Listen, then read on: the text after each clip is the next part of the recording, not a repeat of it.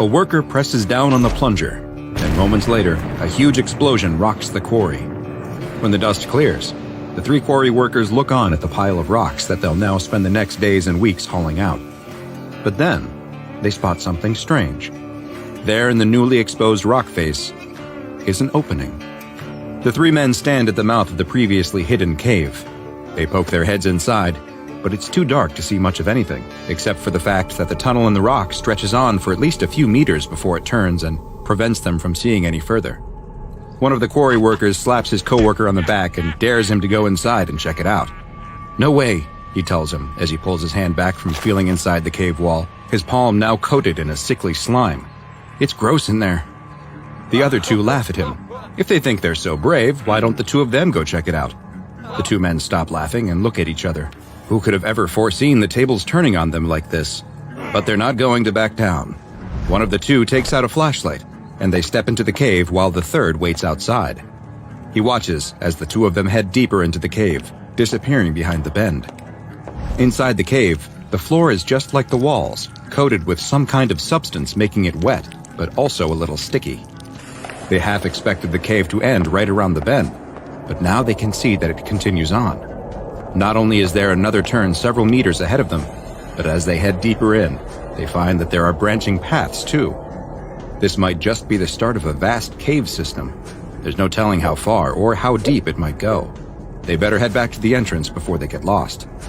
The 2 turn around to start heading back towards the entrance. But wait, what was that? They spin around. It sounded like there was a noise behind them. But there's nothing there, just the empty passageway.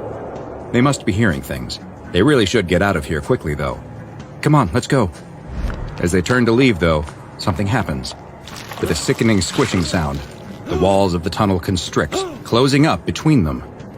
He runs towards the now closed passage and starts slapping at the moist, soft wall, but there's no response. But then he does hear something. Was that a scream? He's realized something else, too. Even though his friend had the flashlight, he can still see. While faint, the walls themselves seem to be producing a small amount of light. He yells out that he's going to get help and that his friend should hold tight and not move. He'll get him out of there. He has no idea if he can hear him, though. He starts to slowly make his way back the way he thinks they came, but the cave feels different. He's taking turns that he doesn't remember making on their short trip.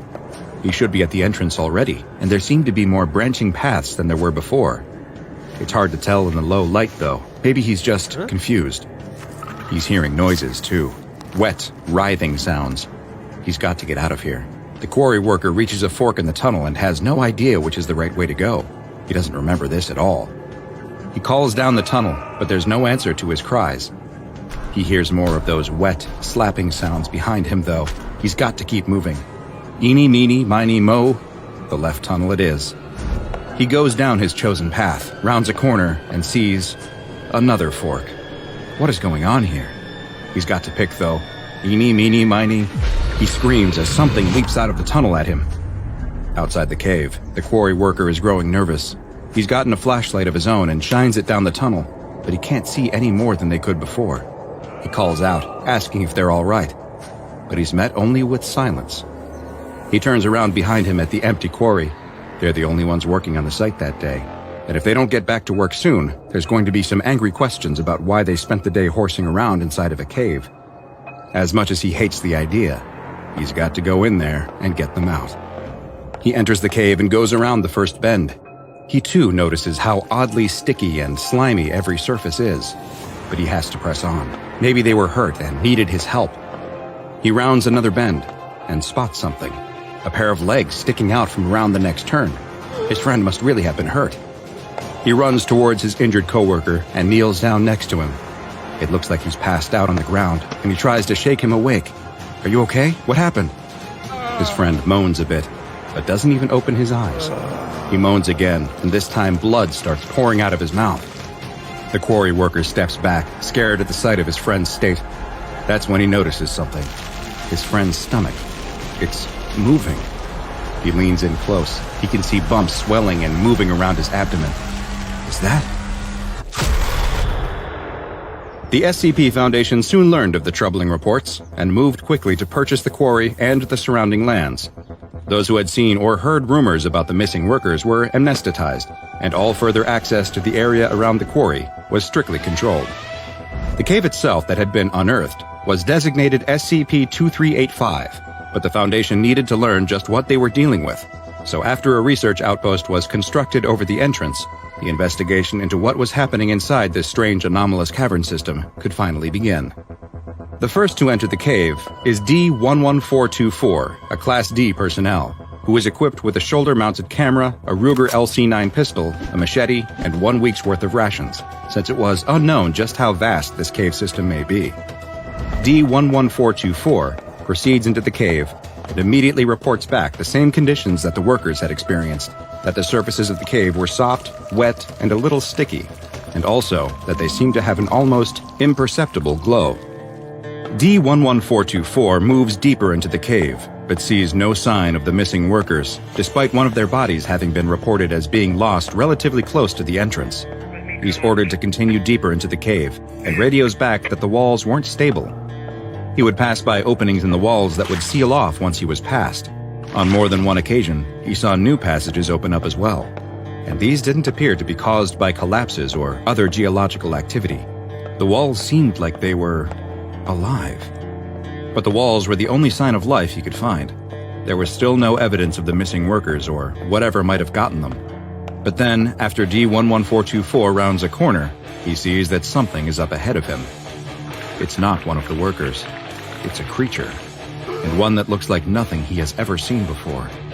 The thing crawling on the floor of the cave looks like a giant worm, several feet in length, but with a grotesque, skinless human head. D-11424, frightened at the sight of this grotesque creature, turns to run, but it's too late. The worm has spotted him and charges at him immediately, slithering across the wet cave floor at an incredible speed. D-11424 slips and falls to the ground, his shoulder-mounted camera knocked off his body and left facing a wall, leaving the researchers monitoring the feed with nothing except the sound of his screams. Once contact was lost with the Class D personnel, the Foundation decided that due to the presence of hostile creatures within the cave system, that the next exploratory expedition would be undertaken without humans. The mission was authorized, and 2 months later, a remote-controlled drone designated A-47 was sent into the cave. Just like D-11424 and the quarry workers before saw, its camera captures passageways opening and closing in the living rock walls. As it progresses deeper, it eventually spots the same worm-like creatures with horrible human faces that look like they've had their skin removed, which have now been designated by the Foundation as SCP-2385-1 entities. And A-47 soon discovers a surprising fact about these bizarre organisms. They appear that they are being birthed right from the walls of the cave itself. As A-47 enters one of those largest rooms yet seen in the cave, its camera captures over a dozen 2385-1s growing out of the walls and ceiling in various stages of maturity. Some of them snap at A-47 as it passes by, trying to attack the drone, but luckily they're unable to reach. There's larger examples of the worms in the room too, and these ones also differ in appearance slightly, with a fibrous growth over their eyes.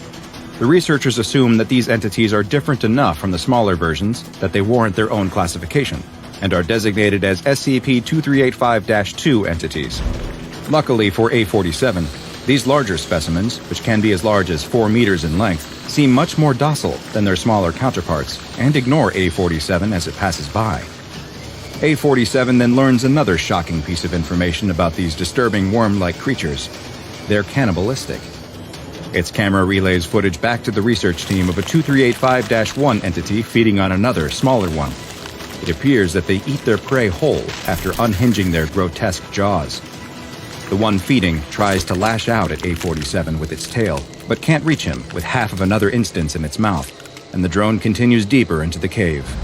Just when A-47 enters the next chamber, a 2385-1 instance growing out of the ceiling drops down right in front of it, leaving no way for the drone to get around it in the narrow section of cave. A-47 quickly turns around to seek out another path, but its camera captures the passage closing in front of it. A-47 is trapped. The 2385-1 entity charges towards the remote-controlled drone and attacks, biting and slapping it with its powerful tail. It then attempts to consume it, but is unable to ingest the bulky drone and, instead, leaves the heavily damaged robot for dead, slithering away deeper into the cave. The battered drone lies immobile on the cave floor for several hours, its camera broadcasting until the last of its battery is finally about to run out. Just before it stops sending signals back to the research outpost, though, it captures something. The wall next to A-47 opens up, and two of the larger SCP-2385-2 entities emerge from the new passageway. One of them approaches A-47 as the other probes at the wall next to it with its head. It seems as though the larger of the entities are actually able to form new pathways in the cave, or at least open up doorways between existing ones. With the last of its battery power, A-47 sends back a truly remarkable sight. Out of the hole opened by the 2385-2 entity appears D-11424. He's dirty, disheveled, sporting a month's worth of beard growth, and brandishing a machete. The wall opens up from the -2 entity prodding at it, and the odd group exits through it. It's the last thing A-47 transmits back to the Foundation. 2 months later, after several more failed manned missions, there was finally a success. An SCP-2385-2 instance that had wandered close to the entrance was retrieved from the cave system and brought back to a Foundation research site where a camera was surgically implanted in its head. The entity, which was designated as Subject Alpha, or SA, was then amnesticized and released back into the 2385 caves, allowing researchers to monitor how it behaved as it traveled through its home environment. The researchers watched as SA made its way through the cave system and stopped in another of the rooms filled with young versions of 2385-1. The larger entity approached several and appeared to nuzzle its face against theirs before moving on, which looked to have a calming effect on the extremely aggressive smaller versions. As it continues through the tunnels, SA sees a group of 2385-1 instances feeding on a deceased 2385-2. It appears that when 2385-1s are unable to swallow their prey whole, they burrow into the body and consume them from the inside out. Luckily, they are too distracted by their meal to pay any attention to SA, and it is able to pass by. SA then runs into two other 2385-2 entities, and the three begin traveling through the caves together. They are soon attacked by a smaller -1, but the group is able to pin the biting and thrashing entity to the ground with their powerful tails, allowing SA to nuzzle it. Just like with the ones being birthed from the wall, this seems to calm the creature, but there is another effect as well.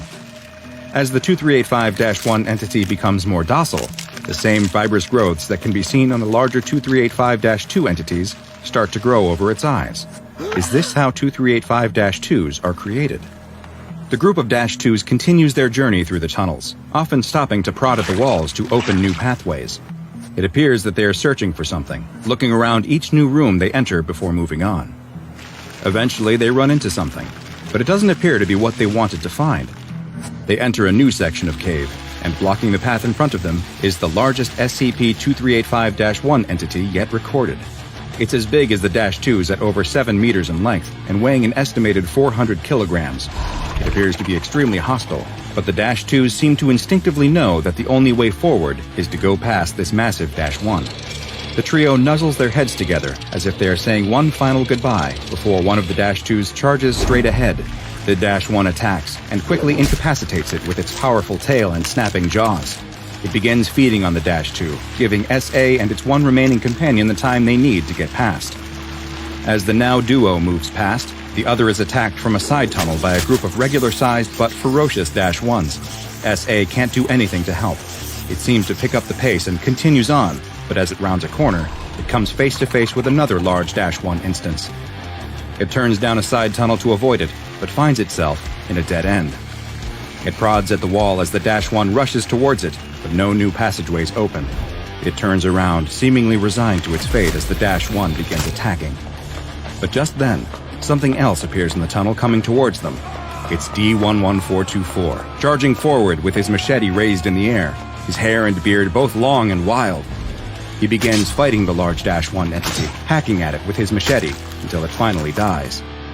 With the vicious entity now dead, he kneels down next to SA and begins stroking its head in a calming manner. "Hey there, little guy. You all right?" he asks as he pets the 2385-2. "Yeah, you're fine. Get up. I know where it is. Come with me." SA struggles from its injuries, but is able to follow D-11424 as he leads it through the tunnels, with D-11424 stopping at one point to carve a piece off of the fleshy walls and consume it. The tunnels eventually open up into a large room that looks similar to the rest of the cave system, except there is a huge glowing orb at its center. It's a beautiful sphere of warm light that appears to be at least 10 meters in diameter. "Here we are," the D-Class tells S.A. and motions towards the orb. "It's all right." S.A. nuzzles against D-11424, perhaps one final thank you for saving its life, then instinctually seems to know what to do. The camera feed shows that it began crawling towards the sphere, and after a brief pause, started pushing itself inside. The camera recorded the brilliant light of the orb engulfing S.A. and its implanted camera before the feed finally cut out. The SCP Foundation would later discover that on that very same day, in the city of Elgin, Illinois, a local woman was admitted to the hospital after complaining of abdominal pains. Doctors performed emergency surgery and found something they did not expect. A micro camera had somehow become embedded inside of her body, which upon later investigations would be found to bear the same serial number as the one that had been implanted in S.A. Following this strange event, SCP-2385, which had previously been classified as Euclid, was upgraded to Keter. An observation site has been built at the quarry and no further human expeditions are allowed inside. In a bit of good news, sometime later, D-11424 finally emerged from the cave system. He was taken back into SCP Foundation custody and continues engaging in exploratory missions on behalf of the Foundation to this day.